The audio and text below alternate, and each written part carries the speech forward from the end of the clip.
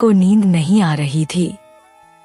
तब वह अपने पति से कहती है कि हे पिए जी, मेरा मन बहुत घबरा रहा है, आप मुझे कोई अच्छी कहानी सुनाइए। तब कौवा कहता है कि प्रिय, आज मैं तुम्हें बड़ी ही अच्छी कहानी सुनाता हूँ, ध्यान से सुनो। प्रिय दर्शकों, अब कौवा अपनी कहानी प्रारंभ करता है। कौवा कहता है कि हे प्रिय, यह कहानी बहुत समय पहले की है, जब एक छोटे से गांव में एक नाई रहता था। वह नाई बेहद गरीब था, लेकिन उसकी पत्नी अत्यंत समझदार और चतुर महिला थी। दोनों पति पत्नी कठिन परिश्रम करके अपना जीवन यापन करते थे। नाई हर रोज सुबह सवेरे उठता और गांव में जाकर लोगों की हजामत करता। उससे जो थोड़ी बहुत कमाई होती, उसी से उनका घर गृहस्थी का खर्च चलता था। हालांकि उनकी आमदनी इतनी कम थी कि कई बार तो उनके पास 2 वक्त की रोटी के लिए भी पैसे नहीं बचते थे।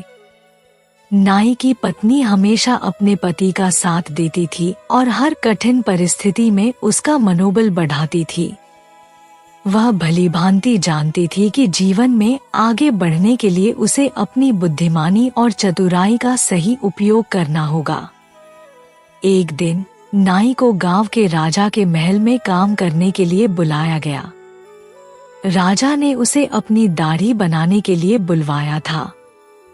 जब नाई महल पहुंचा तो उसने देखा कि राजा के चेहरे पर चिंता की गहरी लकीरें साफ झलक रही थी। नाई ने समझा कि यह राजा को खुश करने और खुद के लिए एक बेहतर अवसर बनाने का समय हो सकता है। उसने साहस जुटाकर राजा से पूछ ही लिया, महाराज, क्या आपको किसी बात की चिंता सता रही है? राजा ने एक लंबी सांस ली और कहा, मेरे राज्य में अनेक समस्याएं खड़ी हो गई हैं। कर चोरी बढ़ती जा रही है और लोग मेरी नीतियों से असंतुष्ट हैं। मुझे समझ नहीं आ रहा कि इन परेशानियों का समाधान कैसे किया जाए। तब प्रिय दर्शकों, नाई ने राजा को समझाने की कोशिश की और बड़े सम्मान से कहा, महाराज, हर समस्या का कोई न कोई समाधान अवश्य होता है। यदि आप चाहें तो मैं और मेरी पत्नी मिलकर आपकी इन कठिनाइयों का हल निकालने में मदद कर सकते हैं। राजा ने हैरानी भरी नजरों से नाई की ओर देखा और पूछा, तुम्हारी पत्नी इसमें कैसे मदद कर सकती है?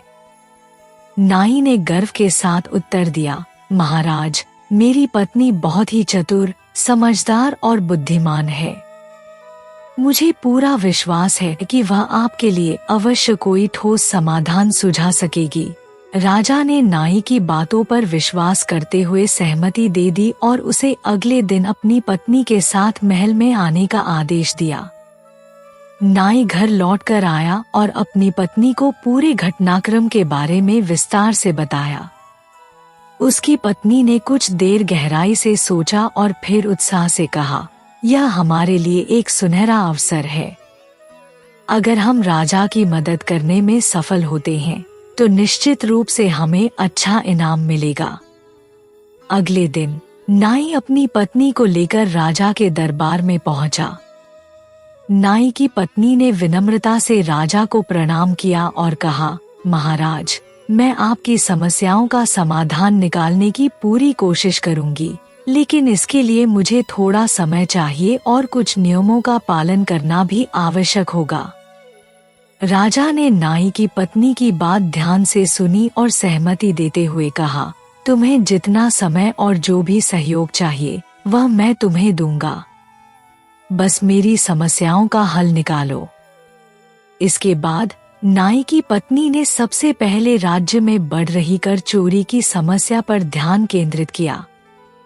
उसने ठोस योजना बनाने के लिए विचार किया और सोचा कि इस समस्या का हल केवल चतुराई और धैर्य से ही निकाला जा सकता है। प्रिय दर्शकों, नाई की पत्नी ने राजा को एक ठोस सुझाव दिया और कहा, महाराज, सबसे पहले हमें यह समझने की आवश्यकता है कि राज्य के लोग कर क्यों नहीं चुकाते। इसके लिए हमें जनता से सीधे संपर्क करना होगा और उनकी वास्तविक समस्याओं को जानने का प्रयास करना चाहिए। अक्सर ऐसा होता है कि लोग इसलिए कर नहीं देते क्योंकि उन्हें राज्य महल से कोई विशेष लाभ नहीं मिलता, या फिर कर की दरें इतनी ऊंची होती है कि उन्हें भरना मुश्किल हो जाता है। राजा को यह सुझाव काफी व्यावहारिक लगा और उन्होंने नाई की पत्नी की सलाह पर अमल करते हुए राज्य के प्रमुख नागरिकों और व्यापारियों से व्यक्तिगत रूप से मिलना शुरू किया। कुछ ही दिनों के भीतर राजा को स्पष्ट हो गया कि कर की दरें वास्तव में काफी अधिक थी और इसी कारण लोग कर देने से बचने के उपाय ढूंढते थे। इसके बाद नाई की पत्नी ने राजा को सुझाव दिया कि कर की दरों को घटाया जाए और कर संग्रहण की प्रक्रिया को अधिक सरल और पारदर्शी बनाया जाए ताकि लोगों को इसे समझने और भरने में कोई कठिनाई ना हो। राजा ने इस सलाह को स्वीकार किया और तत्काल प्रभाव से कर की दरें घटा दी। साथ ही कर संग्रहण की प्रक्रिया में कई सुधार किए गए ताकि यह सभी के लिए सुगम और सुविधाजनक हो सके। इस निर्णय के परिणामस्वरूप कुछ ही समय में कर चोरी में भारी कमी आई। लोग स्वेच्छा से कर चुकाने लगे और राज्य का खजाना तेजी से भरने लगा। राजा और नाई की पत्नी इस सफलता से प्रसन्न थे, लेकिन अभी एक और समस्या का समाधान करना बाकी था, जनता का नीतियों से असंतोष। नाई की पत्नी ने राजा से निवेदन करते हुए कहा, महाराज, अब आपको खुद जनता के बीच जाकर उनकी समस्याओं को समझना होगा। अगर आप केवल दरबार में बैठकर शासन करते रहेंगे तो जनता आपसे और आपकी नीतियों से दूर होती जाएगी। लोगों को यह विश्वास दिलाना आवश्यक है कि आप उनके साथ हैं और उनकी भलाई के लिए ही शासन कर रहे हैं। राजा को यह सुझाव बहुत उचित लगा। उन्होंने तुरंत ही अपनी दिनचर्या बदली और गांव-गांव जाकर जनता से मिलना और उनकी परेशानियों को सुनना शुरू कर दिया। राजा ने लोगों की शिकायतों को ध्यान से सुना और उनकी समस्याओं के समाधान के लिए तत्काल कदम उठाए। तब प्रिय दर्शकों, राजा को यह जानकारी मिली कि राज्य के कई क्षेत्रों में पानी की भारी कमी है, जिससे किसान अपनी फसलों के लिए बेहद संघर्ष कर रहे हैं। फसलें समय पर सिंचाई न मिलने के कारण खराब हो रही थी और किसान दिन रात परेशान थे। यह समस्या जानकर नाई की पत्नी ने राजा को सुझाव दिया कि राज्य के गांवों में नहरों का निर्माण किया जाए ताकि खेतों तक पानी आसानी से पहुंच सके। इसके साथ ही पुराने तालाबों और जलाशयों की सफाई करवाई जाए, जो अब उपयोग के लायक नहीं बचे थे। राजा को यह सुझाव बहुत कारगर लगा और उन्होंने बिना देर किए तुरंत आदेश जारी कर दिया।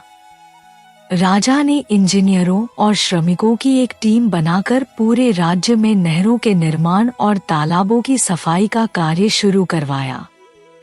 कुछ ही महीनों के भीतर इस काम के सकारात्मक परिणाम दिखने लगे। राज्य के किसान जो पहले पानी के लिए परेशान थे, अब खुशहाल हो गए। पर्याप्त पानी मिलने से फसलों का उत्पादन कई गुना बढ़ गया और किसानों के चेहरे पर मुस्कान लौट आई। राजा नाई की पत्नी की दूरदर्शिता, चतुराई और समस्या समाधान के कौशल से बहुत प्रभावित हुआ। उन्होंने नाई और उसकी पत्नी को दरबार में बुलाया और बड़े आदर से कहा, तुम दोनों की समझदारी और मेहनत ने मेरे राज्य को समस्याओं से मुक्त कर दिया है। तुम्हारी सलाहों ने राज्य को खुशहाल बना दिया है।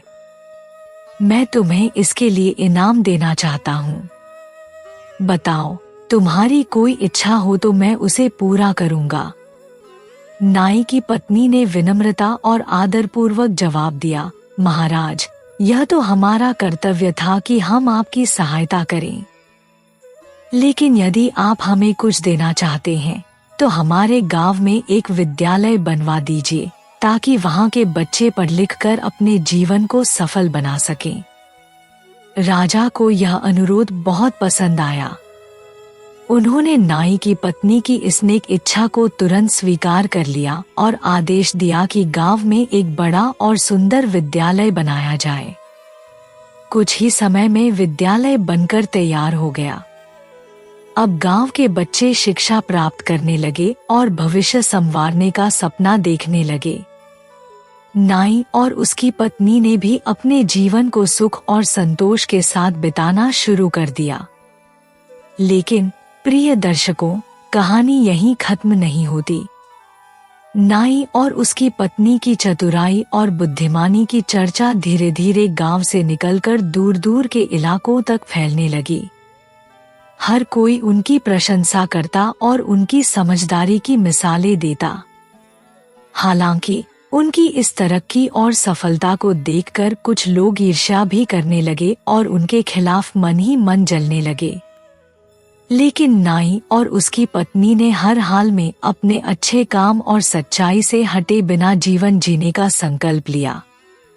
प्रिय दर्शकों, राजा के दरबार में कुछ ऐसे दरबारी भी थे जिन्हें नाई और उसकी पत्नी की बढ़ती प्रतिष्ठा और राजा के साथ उनकी नजदीकी बिल्कुल भी पसंद नहीं आ रही थी।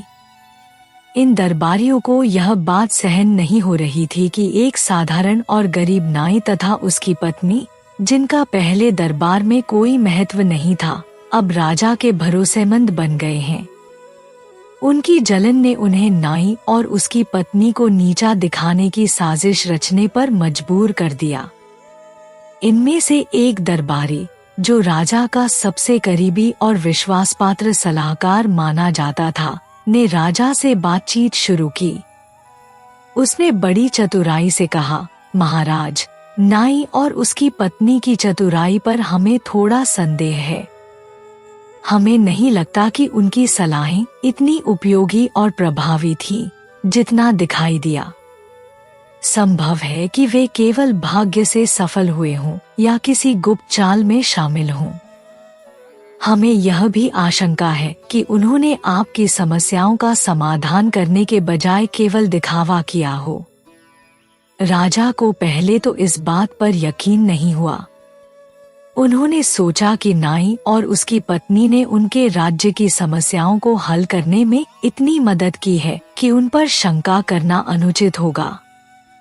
लेकिन जब दरबारियों ने लगातार अपने तर्क और कहानियों से राजा को प्रभावित करने की कोशिश की, तो धीरे धीरे राजा के मन में भी संदेह पैदा होने लगा।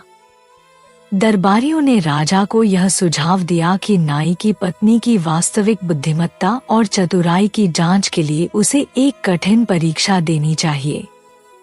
इस परीक्षा से यह स्पष्ट हो जाएगा कि वे वास्तव में चतुर हैं या यह सब केवल संयोग और किस्मत का खेल था। राजा को यह सुझाव उचित और व्यावहारिक लगा।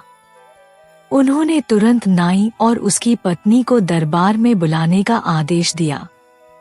जब नाई और उसकी पत्नी दरबार में पहुंचे, तो राजा ने गंभीर और कठोर स्वर में कहा, मैंने तुम्हारी चतुराई और समझदारी की कई बार प्रशंसा की है और तुम्हारी सलाहों को राज्य के लिए उपयोगी माना है।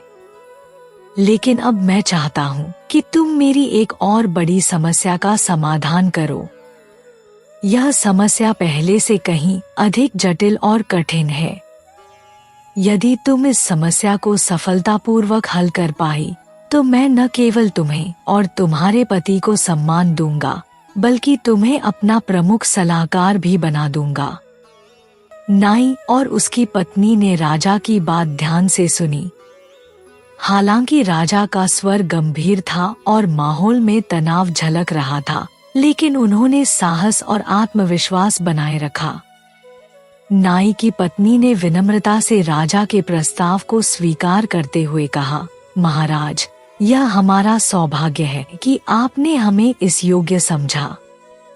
हम पूरी निष्ठा से आपकी समस्या का समाधान करने की कोशिश करेंगे।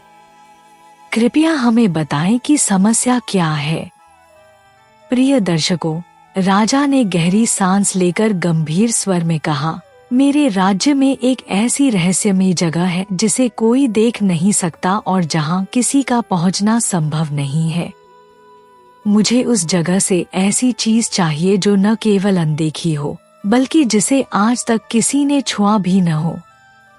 अगर तुम इस असंभव से लगने वाले कार्य को पूरा कर पाई, तो मैं तुम्हें बड़ी प्रशंसा और इनाम से सम्मानित करूंगा। राजा की इस चुनौतीपूर्ण मांग को सुनकर दरबार में बैठे दरबारी मन ही मन मुस्कुराने लगे। उन्हें विश्वास था कि यह कार्य असंभव है और नाई व उसकी पत्नी अब अपनी चतुराई साबित नहीं कर पाएंगे। दरबारियों ने सोचा कि यह मौका उनके पक्ष में जाएगा और नाई व उसकी पत्नी राजा की नजरों से गिर जाएंगे। नाई की पत्नी ने कुछ देर शांत रहकर गहराई से विचार किया और फिर आत्मविश्वास के साथ राजा से कहा, महाराज, मैं आपकी इस चुनौती को स्वीकार करती हूँ, लेकिन इस कार्य को पूरा करने के लिए मुझे 3 दिन का समय चाहिए। राजा ने उसकी बात मान ली और उसे 3 दिन का समय दिया। जब नाई और उसकी पत्नी महल से लौट रहे थे तो नाई के मन में चिंता का सागर हिलोरे मार रहा था। उसने अपनी पत्नी से परेशान होकर कहा, यह तो बहुत कठिन काम लगता है। ऐसी जगह की बात करना जिसे कोई देख न सके और ऐसी चीज लानी हो जिसे किसी ने न देखा हो और न छुआ हो, यह तो असंभव जैसा है। मुझे नहीं लगता कि हम यह कर पाएंगे। लेकिन उसकी पत्नी के चेहरे पर आत्मविश्वास और शांति बनी रही। उसने मुस्कुराते हुए अपने पति से कहा, तुम बिल्कुल भी चिंता मत करो। मैंने इस चुनौती के समाधान के बारे में सोच लिया है। मैं जानती हूँ कि हमें क्या करना है। बस मुझे पूरा भरोसा है कि यह काम हम कर सकते हैं। तुम मेरे ऊपर विश्वास रखो। नाई उसकी पत्नी की आत्मशक्ति देखकर थोड़ा आश्वस्त हुआ, लेकिन फिर भी उसके मन में संदेह बना रहा। वह सोचता रहा कि आखिर उसकी पत्नी इस असंभव सी चुनौती को कैसे पूरा करेगी। दूसरी ओर नाई की पत्नी के दिमाग में पहले से ही एक योजना तैयार हो रही थी, जिसने उसे यह विश्वास दिलाया था कि वह इस कठिन कार्य को अवश्य सफलतापूर्वक पूरा करेगी। प्रिय दर्शकों, नाई की पत्नी ने गहरे सोच विचार के बाद अपनी योजना को अंतिम रूप दिया और तय समय के अनुसार तीसरे दिन सुबह ही राजा के दरबार में पहुंच गई। दरबार में राजा और सभी दरबारी बेसब्री से इंतजार कर रहे थे, यह देखने के लिए कि नाई की पत्नी इस असंभव प्रतीत होने वाली चुनौती का सामना कैसे करेगी। दरबार का माहौल गंभीर था और सभी की निगाहें नाई की पत्नी पर टिकी हुई थी। राजा ने उसे देखकर गहरी उत्सुकता के साथ पूछा, तो बताओ, क्या तुम मेरी समस्या का समाधान लेकर आई हो? क्या तुम वाकई ऐसी कोई चीज खोज पाई हो जिसे न देखा जा सकता है और न छुआ जा सकता है? नाई की पत्नी ने पूरे आत्मविश्वास और शांति के साथ कहा, महाराज, आपकी समस्या का समाधान मेरे पास है।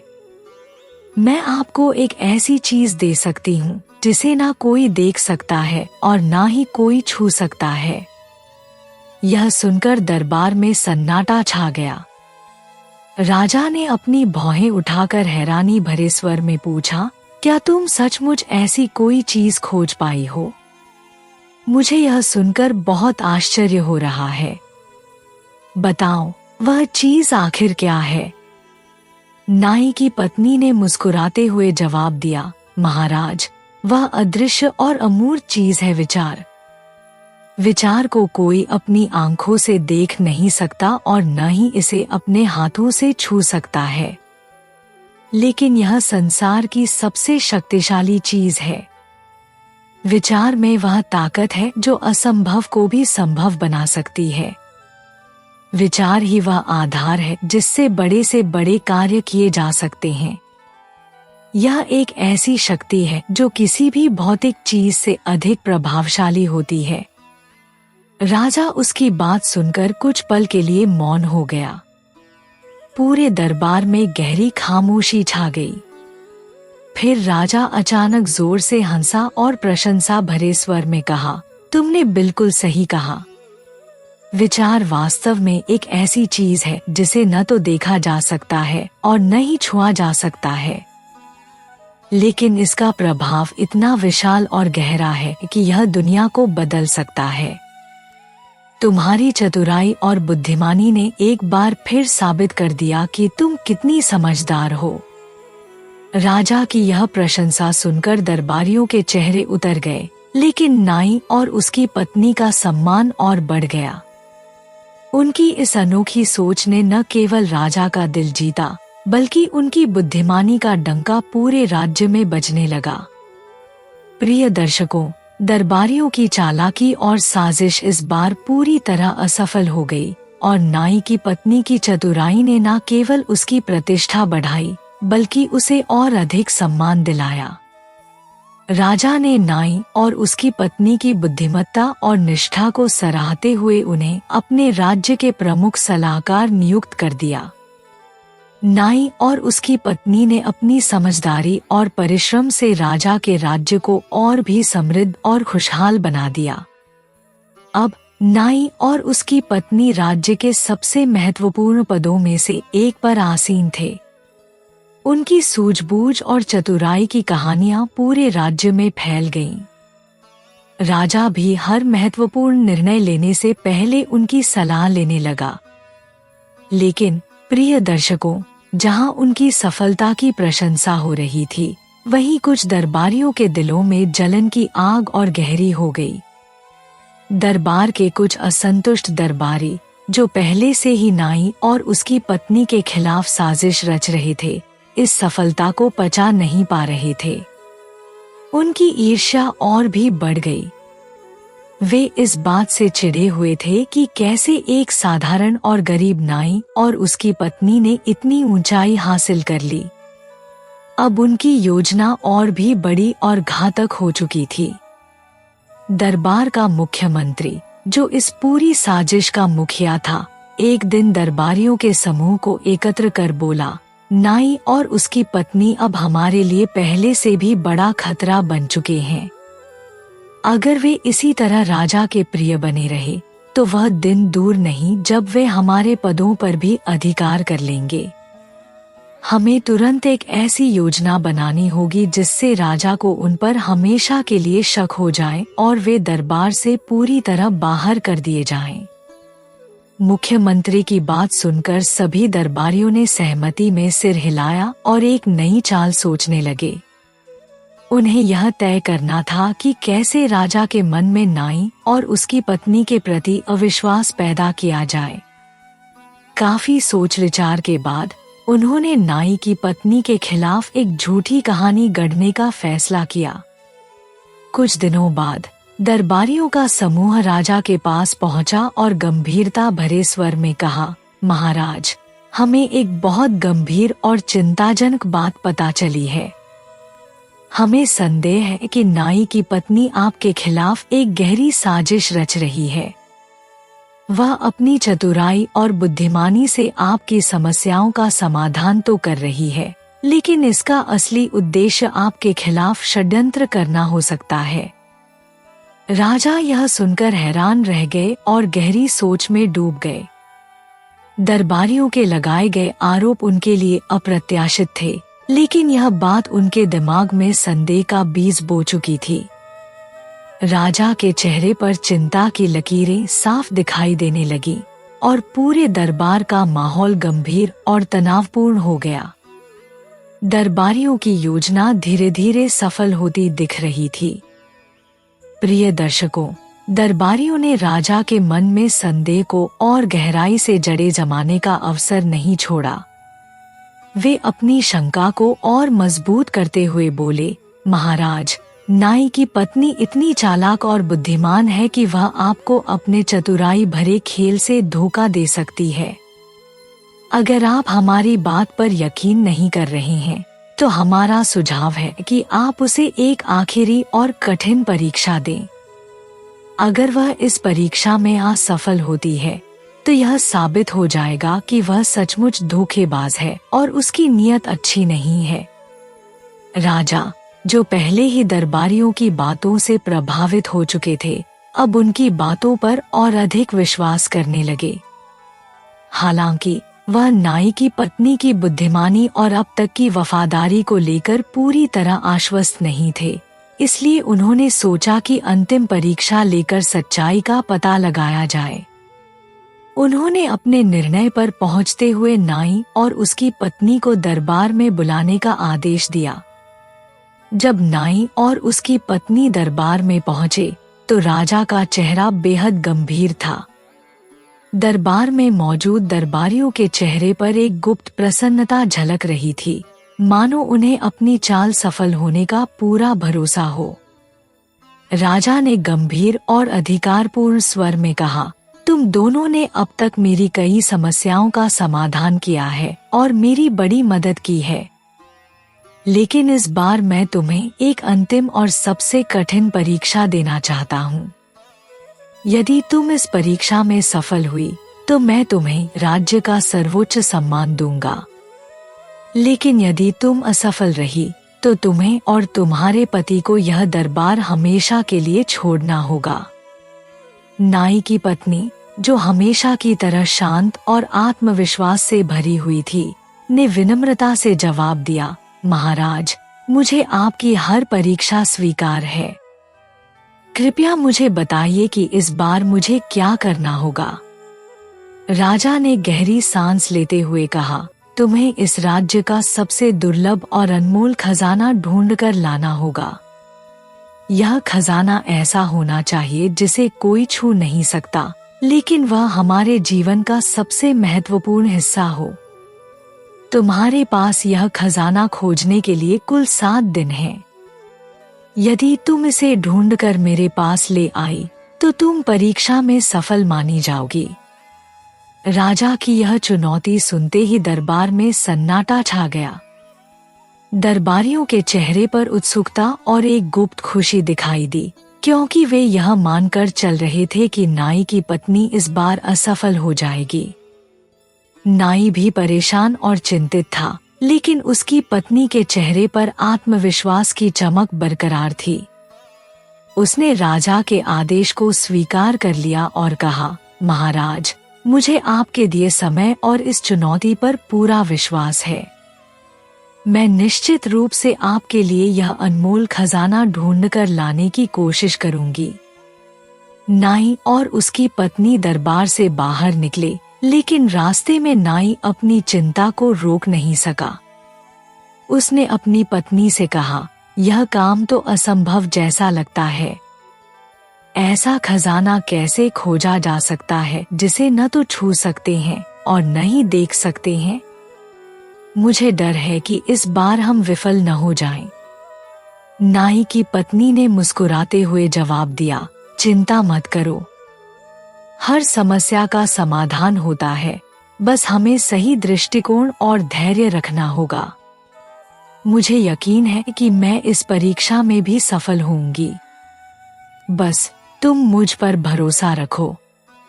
इस तरह नाई और उसकी पत्नी ने इस चुनौती को स्वीकार कर लिया और नाई की पत्नी के मन में पहले से ही योजना बनने लगी थी।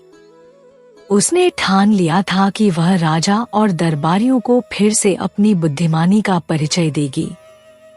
प्रिय दर्शकों, इस बार दरबारियों को पूरा यकीन था कि नाई की पत्नी इस चुनौती में असफल हो जाएगी, क्योंकि राजा ने जो खजाना मांगा था वह ढूंढना न केवल कठिन था बल्कि उन्हें असंभव प्रतीत हो रहा था। हालांकि नाई की पत्नी हमेशा की तरह शांत, संयमित और आत्मविश्वास से भरी हुई थी। उसने राजा से नम्रता से कहा था कि महाराज, मुझे इस परीक्षा को पूरा करने के लिए कुछ समय चाहिए। मैं पूरी कोशिश करूंगी और आपकी यह चुनौती अवश्य पूरी करूंगी। नाई की पत्नी ने इस चुनौती पर कई दिनों तक गंभीरता से विचार किया। वह सोच में डूबी रहती, लेकिन कोई भी स्पष्ट उत्तर उसके मन में नहीं आ पा रहा था। इधर नाई भी चिंतित हो गया था।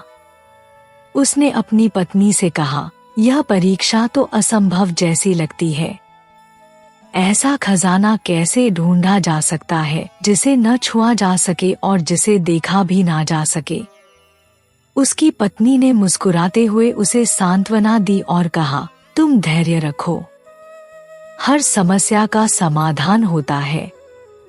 मेरे पास इस सवाल का उत्तर अवश्य होगा। मैं सही समय पर सही उत्तर के साथ लौटूंगी। बस मुझ पर भरोसा करो। आखिरकार तय समय आ गया। 7वें दिन सुबह नाई की पत्नी ने पूरी तैयारी के साथ राजा के दरबार में प्रवेश किया। दरबार में मौजूद सभी दरबारी बेसब्री और उत्सुकता से इंतजार कर रहे थे, मानो यह देखने को बेताब हों कि वह इस कठिन परीक्षा का क्या उत्तर देगी। नाई की पत्नी ने आत्मविश्वास के साथ राजा के सामने आकर हाथ जोड़कर कहा, महाराज, आपके द्वारा मांगा गया खजाना मैं आपके समक्ष प्रस्तुत करती हूँ। वह खजाना समय है। समय से अधिक दुर्लभ, अनमोल और महत्वपूर्ण इस संसार में और कोई चीज नहीं है। समय को कोई देख नहीं सकता और न ही इसे कोई छू सकता है, लेकिन यह हमारे जीवन का सबसे बड़ा खजाना है।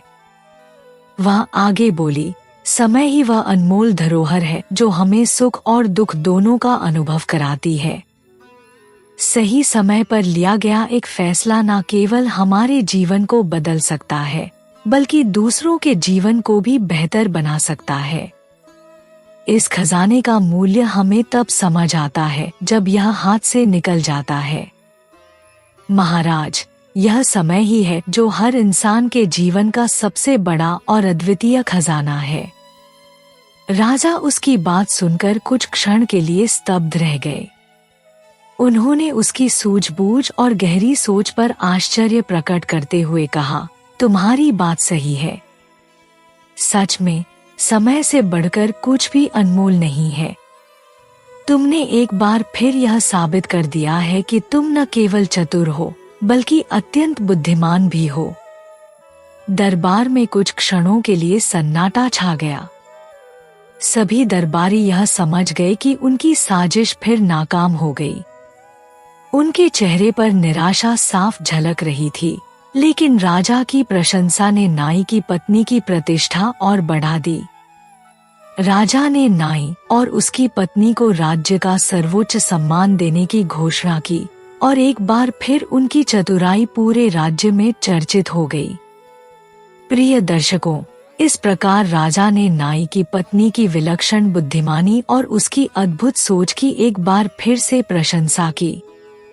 उन्होंने कहा, तुम्हारी बात पूरी तरह सही है। समय ही ऐसा अनमोल खजाना है जिसे हम न देख सकते हैं और न छू सकते हैं, लेकिन यह हमारे जीवन का सबसे महत्वपूर्ण और प्रभावशाली हिस्सा है। तुमने इस कठिनतम परीक्षा को अपनी चतुराई और सूझबूझ से सफलतापूर्वक पूरा किया है। राजा ने न केवल नाई की पत्नी की प्रशंसा की, बल्कि दरबारियों की साजिश को भी पूरी तरह समझ लिया।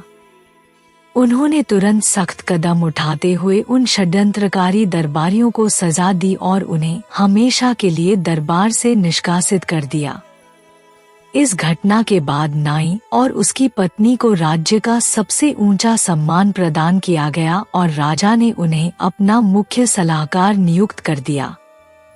दरबारियों के निष्कासन के बाद नाई और उसकी पत्नी की प्रतिष्ठा और भी अधिक बढ़ गई। पूरे राज्य में उनकी बुद्धिमानी और चतुराई के किस्से हर जगह चर्चा का विषय बन गए। लोग उनकी समझदारी और निष्ठा की प्रशंसा करने लगे। अब राजा को उन पर पूर्ण विश्वास हो चुका था और वह हर समस्या का समाधान पूछने के लिए उन पर ही निर्भर रहने लगे। हालांकि प्रिय दर्शकों, यह सब कुछ इतना आसान नहीं था। जिस तरह से दरबारियों ने साजिश रची थी, वैसी ही अन्य चुनौतियां भी उनकी राह में आने वाली थी। नाई और उसकी पत्नी के जीवन में अब एक नया अध्याय शुरू हो चुका था। उन्हें न केवल राजा के मुख्य सलाहकार के रूप में काम करना था, बल्कि राज्य की शांति और समृद्धि बनाए रखने की भी जिम्मेदारी निभानी थी। राजा ने उन्हें राज्य के प्रबंधन का भी कुछ महत्वपूर्ण हिस्सा सौंप दिया था, ताकि वे अपनी बुद्धिमानी और दूरदृष्टि से राज्य को और अधिक उन्नति के मार्ग पर ले जा सकें। अब राज्य में नाई और उसकी पत्नी की भूमिका पहले से कहीं अधिक महत्वपूर्ण हो गई थी। लेकिन प्रिय दर्शकों, राज्य के बाहर एक और बड़ा खतरा मंडरा रहा था। पड़ोसी राज्य का राजा, जो हमेशा से इस राज्य की संपत्ति, समृद्धि और शक्ति पर नजर गड़ाए हुए था, अपनी चालों में जुटा हुआ था। उसे यह बात कतई पसंद नहीं थी कि यह राज्य लगातार तरक्की कर रहा है और अब उसके पास एक चतुर और बुद्धिमान सलाहकार जोड़ी भी है। यह नई चुनौती नाई और उसकी पत्नी के लिए एक बड़ा इम्तिहान साबित होने वाली थी। प्रिय दर्शकों, पड़ोसी राज्य का राजा अब इस राज्य पर हमला करने की साजिश रच रहा था। वह सोचता था कि यदि वह इस राज्य पर विजय प्राप्त कर लेता है तो उसकी सत्ता और ताकत और भी अधिक मजबूत हो जाएगी। उसके मन में लोभ और अहंकार बढ़ता जा रहा था और वह किसी भी कीमत पर इस राज्य को अपने अधीन करना चाहता था। कुछ समय बाद पड़ोसी राज्य से एक संदेश आया जिसमें उस राज्य के राजा ने स्पष्ट रूप से युद्ध की धमकी दी थी। उसने संदेश में लिखा था, अगर तुम्हारा राज्य मेरी शर्तें मानने को तैयार नहीं होता तो मैं तुम्हारे राज्य पर हमला कर दूंगा और इसे पूरी तरह बर्बाद कर दूंगा। यह धमकी सुनकर इस राज्य के राजा के माथे पर चिंता की लकीरें गहरी हो गईं।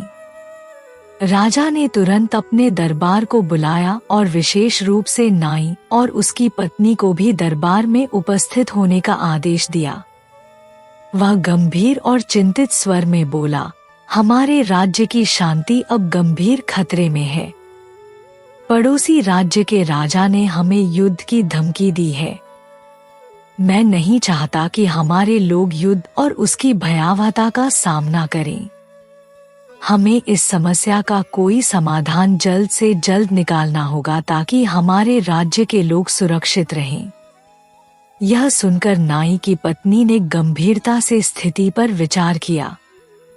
कुछ देर तक सोचने के बाद उसने शांत लेकिन आत्मविश्वास भरे स्वर में कहा, महाराज, युद्ध कभी भी किसी समस्या का स्थायी और सही समाधान नहीं हो सकता। युद्ध से केवल विनाश होता है और निर्दोष लोगों को इसकी भारी कीमत चुकानी पड़ती है। हमें पहले इस मुद्दे को शांतिपूर्ण और समझदारी से हल करने का प्रयास करना चाहिए।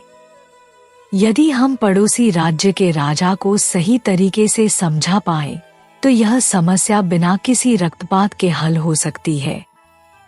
राजा ने उसकी बात ध्यान से सुनी और कहा, तुम्हारा सुझाव सराहनीय है, लेकिन यह काम अत्यंत चुनौतीपूर्ण है। इस पर नाई की पत्नी ने मुस्कुराते हुए कहा, महाराज, मुझे एक अवसर दीजिए। मैं इस समस्या का ऐसा हल निकालने की कोशिश करूंगी जिससे हमारे राज्य की शांति बनी रहे और युद्ध का खतरा टल जाए।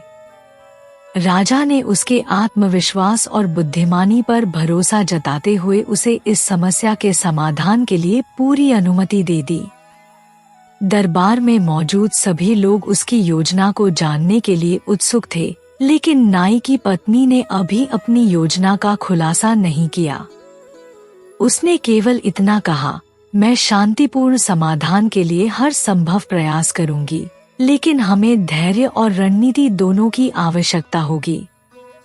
इस प्रकार प्रिय दर्शकों, नाई की पत्नी ने अपने कौशल और चतुराई से इस नई चुनौती का सामना करने की तैयारी शुरू कर दी। प्रिय दर्शकों, नाई की पत्नी ने गंभीरता से विचार करने के बाद एक अनोखी और गहरी योजना बनाई। उसने राजा से कहा, महाराज, हमें पड़ोसी राजा तक एक विशेष संदेश भेजना होगा, लेकिन यह संदेश केवल शब्दों का नहीं, बल्कि हमारी शांति, मित्रता और समझदारी का प्रतीक होना चाहिए। ऐसा संदेश जो उनके हृदय को छू सके और युद्ध की जगह शांति का मार्ग अपनाने के लिए प्रेरित कर सके। नाई की पत्नी ने सुझाव दिया कि राज्य की सबसे सुंदर, अनमोल और दुर्लभ वस्तुओं का एक उपहार तैयार किया जाए। यह उपहार ऐसा होना चाहिए जो न केवल अद्वितीय हो, बल्कि हमारी सद्भावना और मित्रता को भी दर्शाए। उसने कहा, यह उपहार शांति और सहयोग का प्रतीक होगा, जो यह संदेश देगा कि हमारा राज्य युद्ध से बचकर शांतिपूर्ण संबंध स्थापित करना चाहता है। राजा ने उसकी योजना को पूरी तरह स्वीकार किया और तुरंत राज्य के सबसे कुशल कलाकारों और कारीगरों को बुलाया। उन्होंने मिलकर एक अद्भुत और बेजोड़ शांति चिन्ह तैयार किया। इस चिन्ह को सोने, चांदी और बहुमूल्य रत्नों से सजाया गया था। यह इतना सुंदर और भव्य था कि देखते ही मन को मोह ले। शांति चिन्ह पर एक गहरा और सार्थक संदेश खुदा गया, शांति से बड़ी कोई विजय नहीं। नाई की पत्नी ने स्वयं इस चिन्ह को पड़ोसी राज्य के राजा तक ले जाने का निर्णय लिया। राजा ने उसकी बहादुरी और बुद्धिमानी की सराहना की और उसे पूरी सुरक्षा और सम्मान के साथ पड़ोसी राज्य भेजा। जब वह वहां पहुंची तो उसके आगमन और अद्भुत उपहार ने पड़ोसी राज्य के राजा को अचंभित कर दिया। वह सोचने लगा कि यह कैसा संदेश है जिसे शांति और दोस्ती के प्रतीक के रूप में भेजा गया है। नाई की पत्नी ने विनम्रतापूर्वक दरबार में झुककर कहा, महाराज, हमारा राज्य युद्ध नहीं चाहता। हम आपके साथ शांतिपूर्ण संबंध और सच्ची मित्रता स्थापित करना चाहते हैं। यह उपहार हमारी सच्चाई और शांति का प्रतीक है।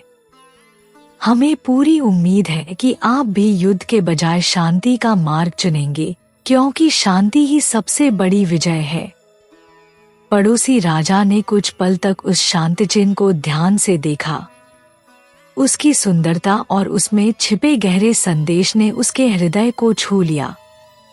उसने नाई की पत्नी की बातों पर गहराई से विचार किया और फिर कहा, तुम्हारी बातों में सच्चाई और बुद्धिमानी झलकती है।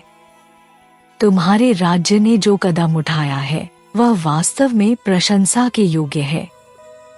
मुझे अब युद्ध नहीं चाहिए।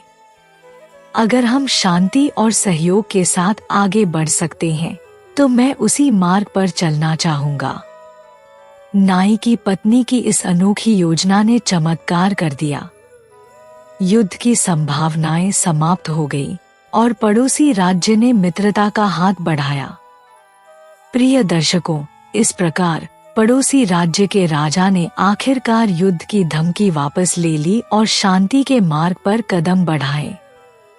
दोनों राज्यों के बीच एक स्थायी मित्रता का समझौता हुआ, जिससे न केवल दोनों राज्यों के शासकों बल्कि वहां के नागरिकों के जीवन में भी खुशी और सुरक्षा का वातावरण बन गया। यह सौहार्दपूर्ण संबंध दोनों राज्यों के लिए फायदेमंद साबित हुआ और लोग अब शांति और सहयोग के साथ जीने लगे थे।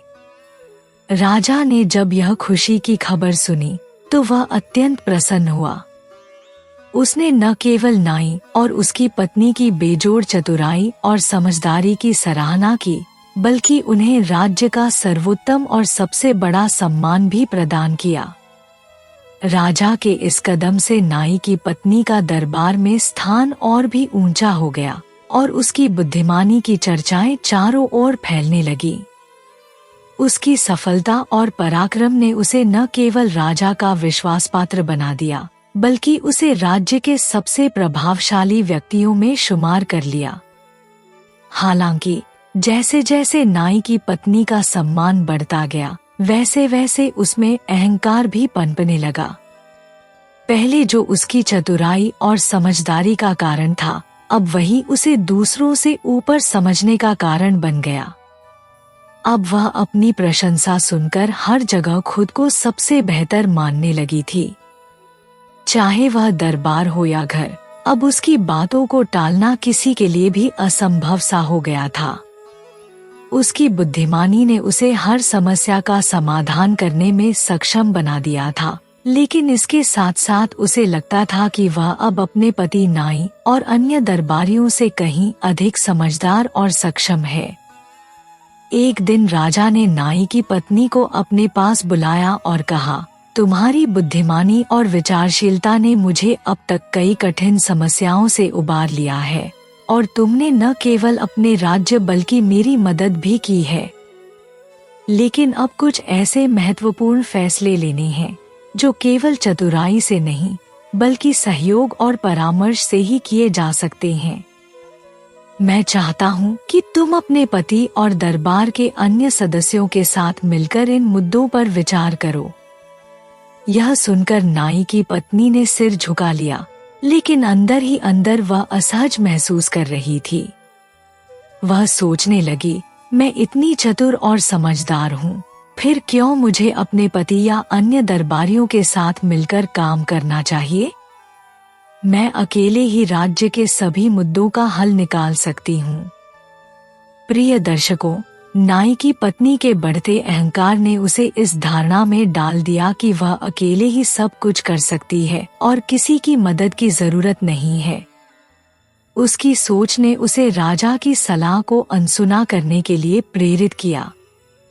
वह दृढ़ता से यह मानने लगी कि वह अपने फैसले खुद ही ले सकती है और किसी अन्य व्यक्ति की राय या सहारे की उसे आवश्यकता नहीं है। इस आत्मनिर्भरता की भावना ने धीरे धीरे उसे अपने पति नाई से भी दूर कर दिया।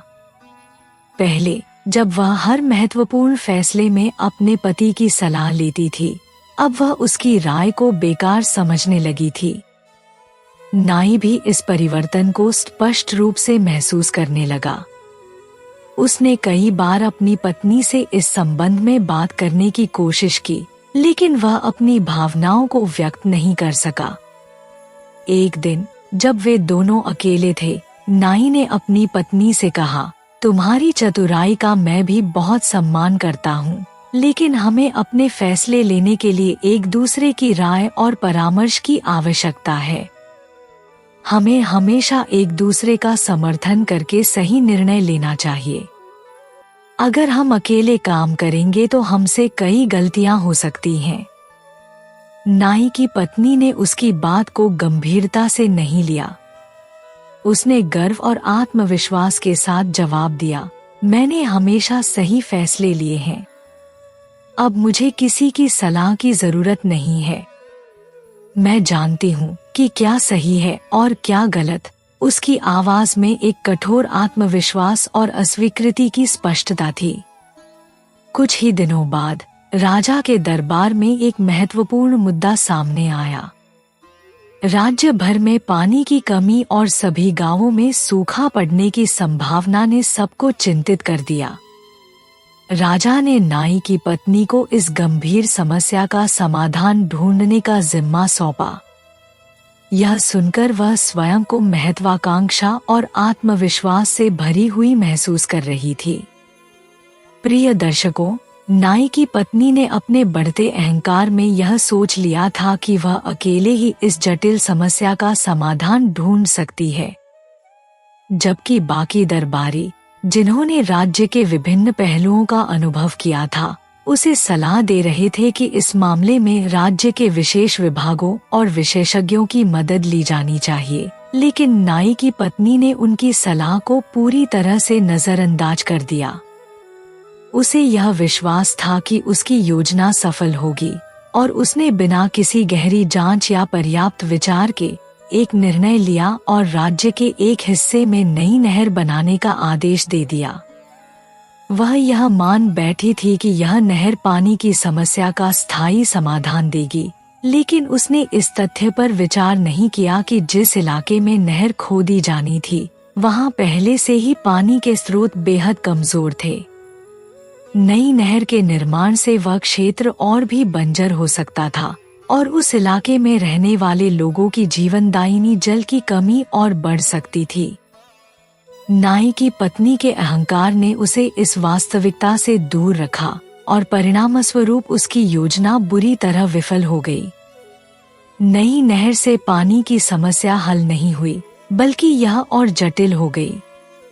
न केवल नहर से जल आपूर्ति की कमी पूरी नहीं हो सकी, बल्कि नहर के निर्माण के कारण उस क्षेत्र की जमीन और भी बंजर हो गई। वहां के लोग गंभीर संकट में पड़ गए। उनकी फसलें बर्बाद हो गईं और पूरे राज्य में हाहाकार मच गया। किसानों ने हताश होकर दरबार में अपनी शिकायतें और दुख भरे शब्दों में राजा के पास भेजे। जब राजा को इस घटना का पता चला, तो वह गहरी नाराजगी और हताशा से भरा हुआ था। राजा ने नाई की पत्नी को तुरंत दरबार में बुलाया और उसे कड़ी लहजे में कहा, तुम्हारी चतुराई की मैंने हमेशा सराहना की है, लेकिन इस बार तुम्हारा अहंकार तुम्हारी सबसे बड़ी गलती साबित हुआ। अगर तुमने अपने पति और दरबारियों की सलाह ली होती तो शायद यह समस्या इतनी बड़ी नहीं होती और हम पहले ही इसके बारे में उचित कदम उठा सकते थे। यह सुनकर नाई की पत्नी को अपनी गलती का गहरा एहसास हुआ। उसे समझ में आया कि अकेले चतुराई और आत्मविश्वास से किसी समस्या का समाधान नहीं निकल सकता। दूसरों की सलाह और सहयोग की भी उतनी ही जरूरत होती है। उसने महसूस किया कि उसका अहंकार ही उसकी सबसे बड़ी कमजोरी बन चुका था। अब वह पछताने लगी कि क्यों उसने अपने पति की सलाह और दूसरों की मदद को नजरअंदाज किया। इस पूरे अनुभव ने उसे यह सिखाया कि सही फैसले लेने के लिए केवल बुद्धिमानी और आत्मविश्वास पर्याप्त नहीं है, बल्कि सामूहिक सोच और समझ भी उतनी ही महत्वपूर्ण है। प्रिय दर्शकों, अब नाई की पत्नी ने राजा के सामने अपना सिर झुकाया और गहरी श्रद्धा के साथ माफी मांगते हुए कहा, महाराज, मुझसे बहुत बड़ी गलती हो गई है। मैंने अपनी चतुराई और बुद्धिमानी पर इतना अधिक भरोसा कर लिया था कि मैंने दूसरों की सलाह को पूरी तरह से नजरअंदाज कर दिया। अब मुझे यह एहसास हो गया है कि बिना सही परामर्श और सहयोग के कोई भी निर्णय पूरी तरह से सही नहीं हो सकता। मैं राज्य के सभी लोगों और आपसे दिल से क्षमा मांगती हूँ। उसकी बातों में सच्चाई और पश्चाताप था और राजा ने उसकी माफी को स्वीकार करते हुए उसे एक बड़ी सीख दी। राजा ने कहा, तुमने गलती की है, लेकिन यही जीवन का हिस्सा है। भविष्य में किसी भी निर्णय को लेने से पहले तुम्हें पूरी जांच पड़ताल और परामर्श जरूर करना चाहिए, ताकि कोई भी गलत फैसला राज्य और उसके लोगों को नुकसान ना पहुंचा सके। नाई की पत्नी ने न केवल राजा से बल्कि अपने पति से भी माफी मांगी। उसने अपने पति से वादा किया कि अब वह हर फैसले में उसकी सलाह को सबसे पहले महत्व देगी। इस बार नाई की पत्नी ने अपनी गलतियों से गहरी सीख ली और अब वह पहले से कहीं अधिक समझदार, विनम्र और सच्ची इज्जत की हकदार बन चुकी थी। उसने अपने भीतर के अहंकार को छोड़ दिया और यह समझा कि दूसरों का सहयोग और सही मार्गदर्शन जीवन में सफलता पाने के लिए जरूरी होते हैं। अब जब भी राज्य में कोई समस्या सामने आती, नाई की पत्नी अपने पति और दरबारियों के साथ और दरबारियों के साथ और दरबारियों के साथ और दरबारियों के साथ और दरबारियों के साथ और दरबारियों के साथ